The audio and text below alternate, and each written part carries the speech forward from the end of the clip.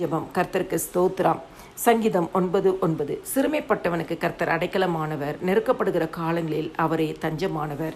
கர்த்தர் இந்த நாளிலும் கொடுத்த வார்த்தைகளுக்காய் கர்த்தருக்கு நன்றி செலுத்துவோமாக. இந்த நாளில் கர்த்தர் நமக்கு செய்த எல்லா நன்மைகளுக்காக கர்த்தருடைய பாதுகாப்பின் கர்த்தருக்கு நன்றி செலுத்துவோமாக. கிறிஸ்துக்குள் பிரியமானவர்களே, இந்த ஒரு சின்ன கதையோடு இன்னைக்கு இந்த செய்தியை கொடுக்க நான் விருப்பப்படுகிறேன்.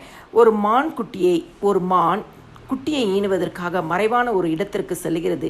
அப்பொழுது காட்டில் பயங்கரமான தீ பற்றி கொண்டதாம்.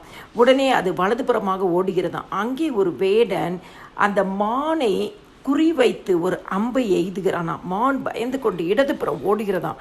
அங்கே போய் பார்த்தா அங்கே ஒரு சிங்கம் அந்த மானை தாக்குவதற்காக நிற்கிறதாம். மானுக்கு என்ன செய்வது என்று தெரியவில்லை. பின்புறமாக அது ஓடுகிறதாம். பின்புறம் போகும் பொழுது அங்கே ஒரு ஆறு ஓடிக்கொண்டிருக்கிறது. அந்த ஆறுக்குள்ளாய் முதலைகள் இருக்கிறது. அப்போ அந்த மான் யோசிச்சுதான், எந்த பக்கம் போனாலும் எனக்கு மரணம் நிச்சயன்றதை ஒரு நிச்சயத்திற்குள்ளாய் இது கடந்து வந்துடுச்சான். ஆனால் ஒன்று அது சொல்லிச்சான், வானத்தை பார்த்து எனக்கு இந்த குழந்தையை எப்படியாவது நான் பெற்று எடுக்க எனக்கு ஒரு உதவி வேணும் அப்படின்னு சொல்லிட்டு அந்த தண்ணியை குடிக்கலாமான்னு யோசிச்சுட்டு அந்த தண்ணிக்கிட்ட அது போகுதான். அந்த நேரம் பார்த்து பயங்கரமான ஒரு மழை, ஒரு சடுதியான மழை அந்த இடத்துல வருதான். மழை வரும்பொழுது அந்த காற்றில் பற்றி கொண்டு எரிந்த அந்த தீ அணைந்து கொண்டதாம். இப்போ அந்த அம்பை எய்தறதுக்காக அந்த வேடன் அம்பை அடிக்கிறான். அது அந்த சிங்கத்தின் மேலே பட்டு அந்த சிங்கம் மாண்டு விட்டுறான். சிங்கம் மாண்டு விட்டதான். இப்போது இந்த இடத்துல ஒரு அமைதியான சூழல் உண்டாகிறது. அந்த சூழலின் மத்தியில் அந்த மான் தன் குட்டியை ஈன்று எடுத்ததான். இன்னைக்கு சிறுமைப்பட்டவனுக்கு கர்த்தர் அடைக்கலமானவர். சிறுமைப்பட்டு போயிட்டீங்களா? சோர்ந்து போயிட்டீங்களா? நெருக்கப்பட்ட காலங்களில் நீங்கள் இருக்கிறீங்களா? கர்த்தராகிய இயேசு கிறிஸ்து உங்களுக்கு அடைக்கலமும் தஞ்சமாக இருக்கிறார். ஏதோ ஒரு சூழ்நிலை சிறுமைப்பட்டு இருக்கிறீங்க.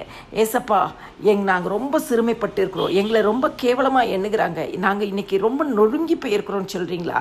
இன்றைக்கி எங்களுக்கு வழியே இல்லைன்னு சொல்கிறீங்களா? ஒரு மானுக்கு அற்புதம் செய்த தேவன் உங்களுக்கு செய்யாமல் இருப்பாரா? உங்களுக்கு அடைக்கலமாக இருப்பார்.